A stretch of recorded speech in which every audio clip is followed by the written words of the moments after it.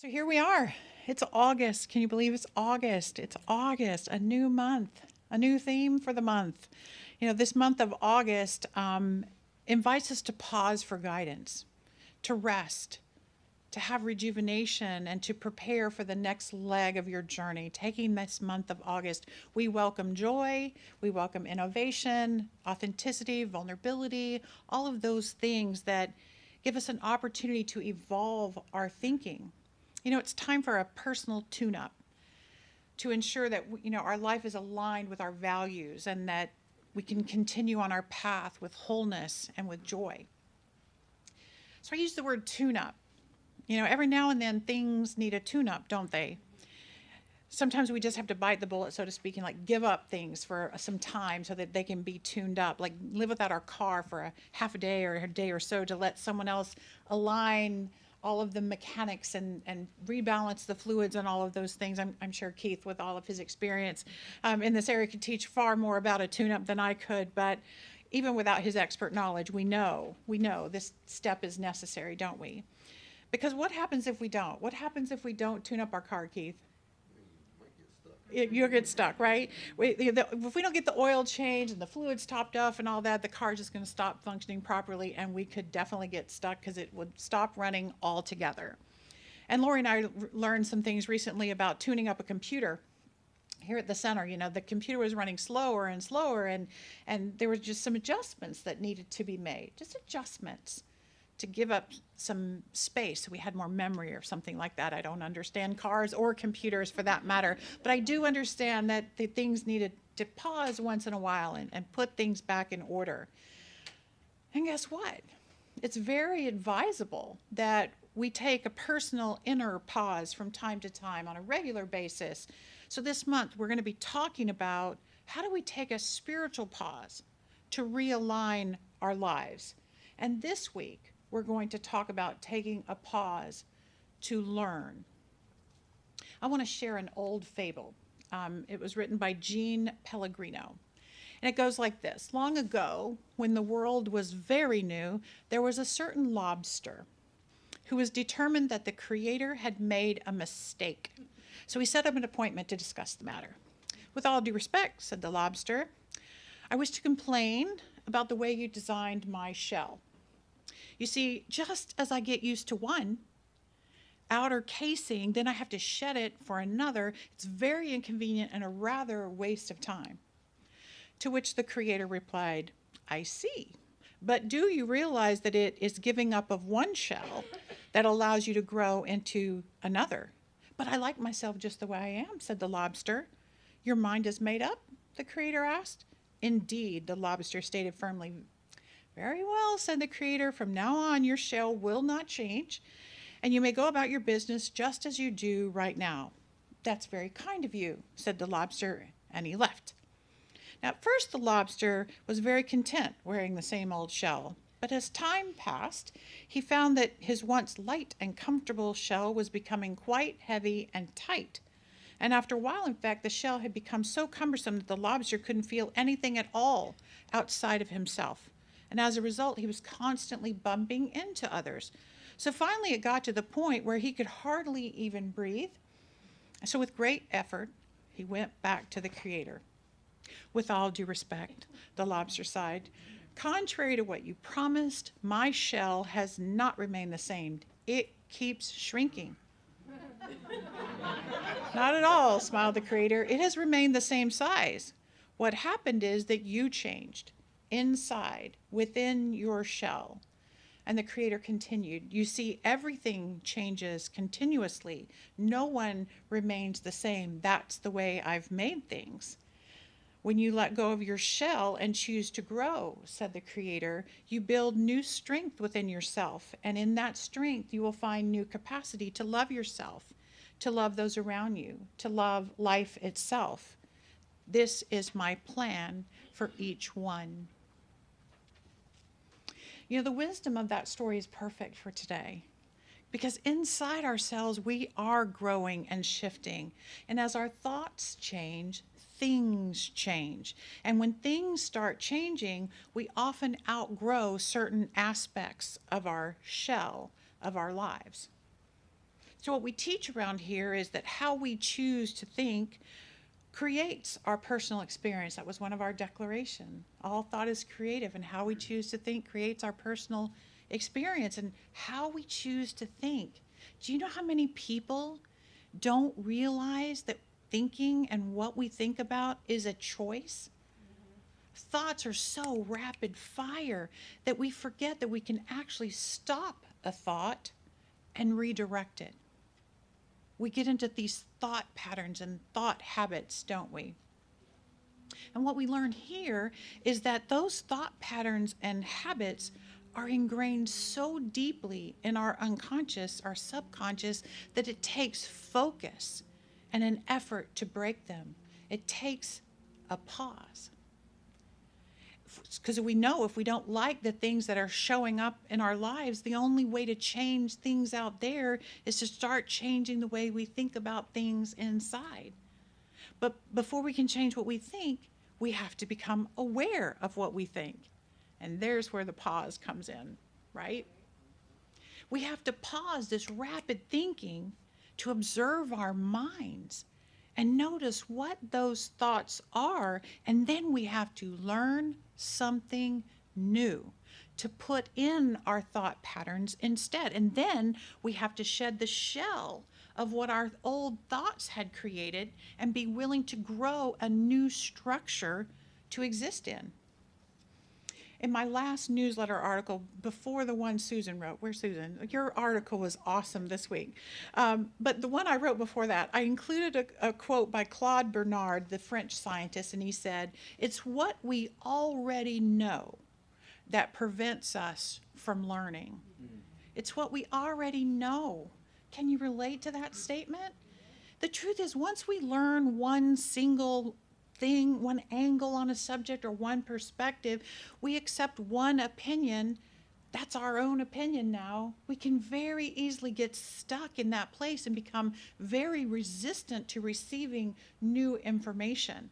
We find it hard to learn anything new, don't we? Because we're very, very busy holding on and defending what we already know. And by continuing to hold that same thought pattern, we hold the same vibration level of those thoughts, and therefore we continue to attract to us similar experiences that hold us in place within that pattern. And because the same kinds of things are coming toward us, we continue to believe the same things about those same things, and everything stays the same. But if we can learn something new about a subject and incorporate that learning into our choices and beliefs and our actions, we can have a shift in our experiences on that subject. Because as we learn new things and we learn to identify ourselves, we hook that thing to ourselves, that new information will become more aligned with that new thing. This is how Ernest Holmes said it. He says it so much better than I do. What he said in this thing called You, is quote the same book, "Whatever you identify yourself with, you will become like. Whatever you resist until you make it a reality, you will also become like. Resist is another word for fear. So what we fear, we will also become like." So how can we identify ourselves with new information? You know, last week, if you were here, Reverend Carol was talking about making bigger choices and better choices in one of the 4 areas of life. She talked about health, relationships, money, and career as the 4 big areas of our lives. So which one of these areas is calling you to learn something new? Which of those areas could shift in a more positive direction for you if you paused and gave yourself the opportunity to learn something new or identify with something new in that part of your life? What I have found is that the topics that cause us the most fear are those calling us to learn something new, because we teach that everything is God, everything is divine in nature, that every life experience is happening for us, for our growth, right? So if we believe that, and we believe that all growth occurs when we move farther from fear and closer to love on any topic or in any area of our lives, our lives can become better. So I want to give you an example in my own life that is currently happening for me right now, where I decided to pause and learn something big that could have tremendous impact on my life, right? So as most of you know, I'm in a newish relationship, less than 2 years in, right? And as you can imagine, I really want that relationship to go well, right? I want it to be as wonderful as it can be. Of course I do. We all do. And as most of you know, I'm a lesbian because I'm pretty open about my life around here. But I realize that I have some learning and unlearning to do on the subject of my relationships. And as I quoted Claude Bernard, it's what we already know that keeps us from learning. So I had some unlearning to do. And since we're exposed to new information every day, I knew I had to follow Meister Eckhart's wisdom. He said, be willing to be a beginner every single morning. I had to be willing to be a beginner every day about being gay. I mean, come on, here's my story, right? So I realized I was gay when I was a teenager, late teenager. That was a long time ago, y'all. That was a long, long time ago.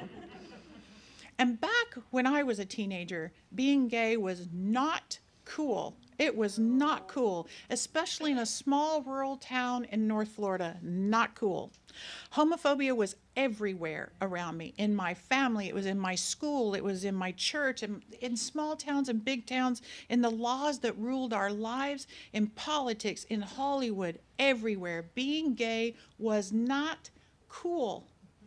And I was taught on a daily basis that being who I knew myself to be was unacceptable and it could be dangerous, period, right? That fear of being unacceptable became so ingrained in my DNA. I was taught to hide that part of my life, to pretend to have a boyfriend or to never speak of my personal life. That's just the way I was trained. And as time went by, thankfully, I became more active in pride activities, and I got some social activism experience and around gay rights, and some of that fear was released. And getting out of traditional religion certainly helped, right? Rich and I were talking about that this morning. Getting out of that judgment and finding spirituality helped me unlearn a lot of the old stuff about the judgment of God, and I released more of my internalized homophobia, right? Internalized fear of rejection. And as I moved through my professional career, I was out completely. Everyone in our large corporation knew, aware of my life and my relationships, and I had a large circle of friends, and I moved pretty freely in my life.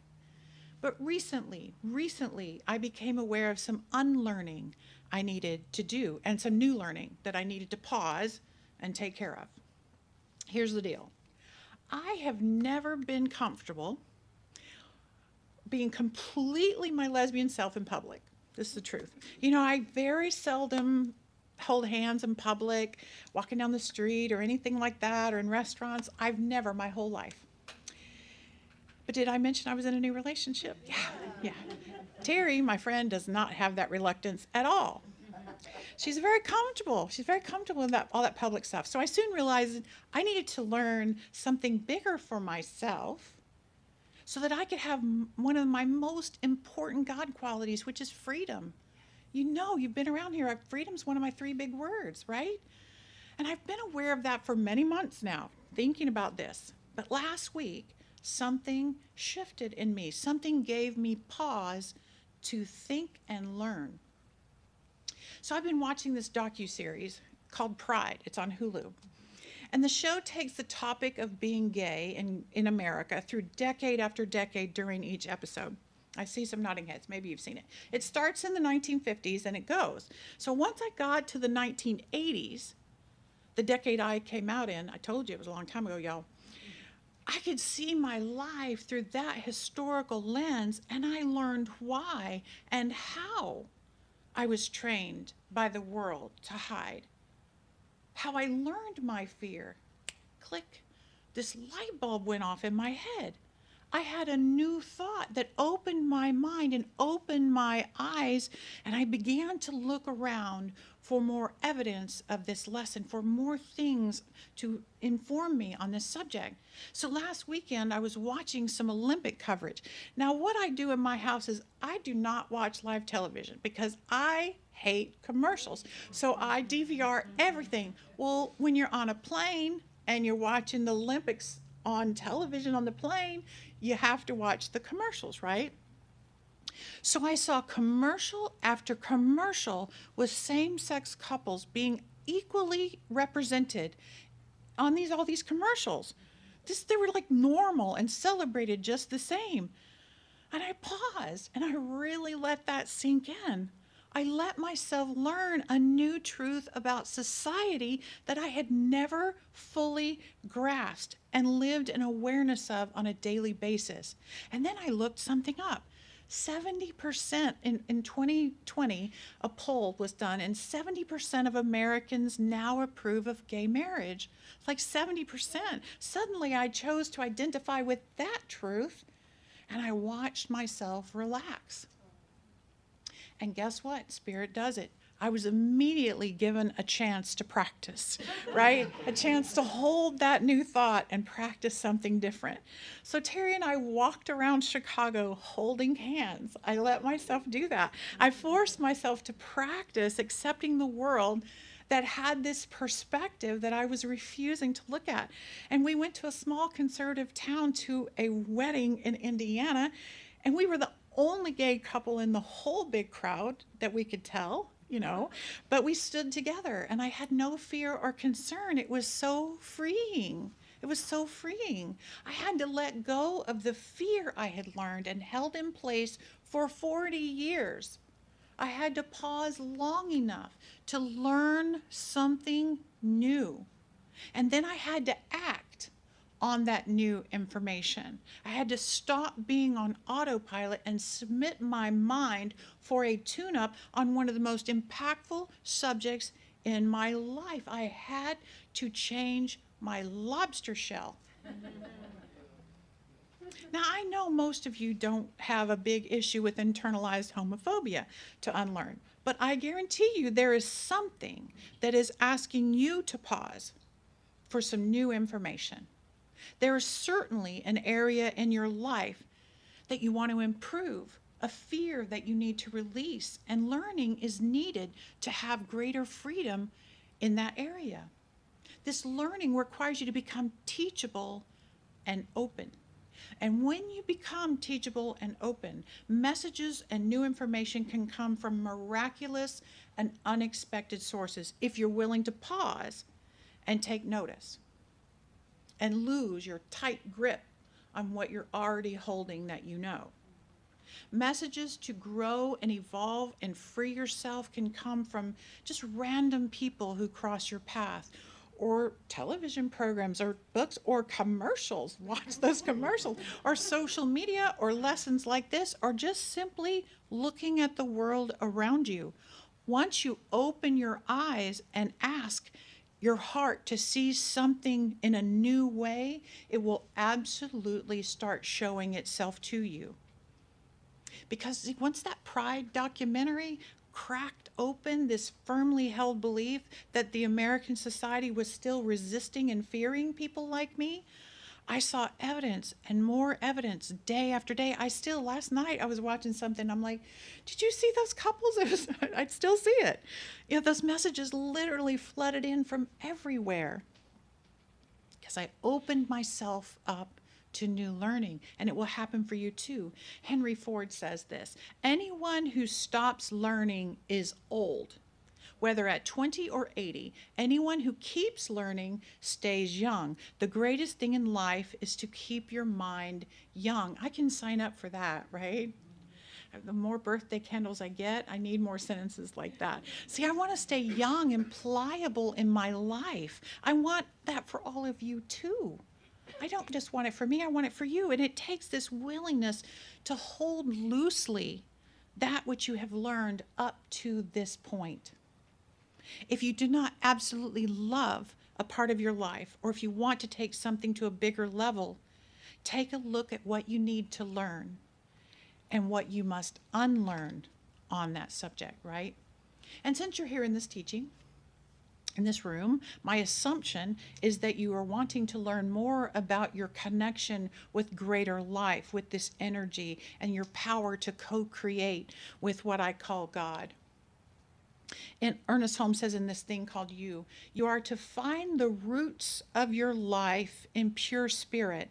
Lose your sense of being separated from your good, and you will find that you are united with it. What he's saying is there's nothing that stands in the way of your God-given good other than your own mind.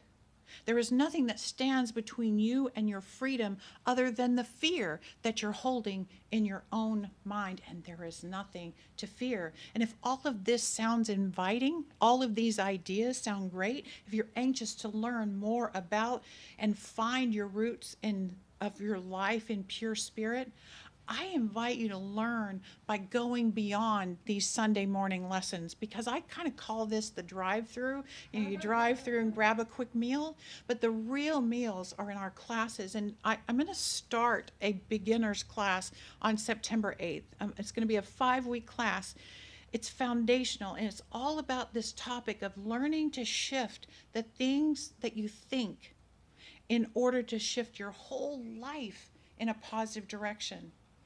Classes are how we learn together as a community, yeah, but they're also how you peel back the onion of your own life for yourself as an individual. You see, Ernest Holmes you might not know this, but he never wanted to start a church. He never wanted to have an organization like this. What he was inspired to do was teach, and he taught others how to teach this philosophy. And this tradition continues to this day in Centers for Spiritual Living all over the world, and here in Tampa too. People take individual classes like the ones we teach here to become better at living as a spiritual being and with more freedom in your life. Living is what we're all about. We're not the Centers for Spiritual Thinking or the Centers for Spiritual Reading. We're here, the Centers for Spiritual Living. And some people take enough certificated courses to start a path towards practitioner studies or, God forbid, ministry. Don't think about that. But just so you know, we've got 4 people in our community that are deepening right now into greater and greater consciousness through classes. MLR, who's our distance practitioner, who you're going to get to meet next Sunday, she's going to the Holmes Institute right now and getting her master's degree in consciousness studies. Ellen is going on in ministerial school. She's in classes right now in ministerial school. We've already mentioned Heather is going into Prac 2 this fall, and Kim, she's not here today. Next time you see her, encourage her, because she's going to start Prac 1 this fall. So it's let their examples show you that there is more here than just coming on Sundays, because if we're going to keep learning and keep stretching, our lobster shells aren't going to fit very long. So it's how we stay alive, and it's how we find more love in our life experiences. So in closing, I want to share 2 fabulous quotes about learning. The first is from the world's most inspiring scientist, Albert Einstein. He says, "Once you stop learning, you start dying." And the final quote today is by someone named John Rooney. He said, "The quickest way to become an old dog is to stop learning new tricks." Okay, so no old dogs here. So August is the perfect time to pause with us for many things. And today, I encourage you to pause to learn. Truly, there's so much to learn. And watch out. Now that I've learned this, I might be holding hands a little bit more around you. But thanks for loving me just the way I am. And thanks for pausing to learn with me this morning. And so it is. Thank you.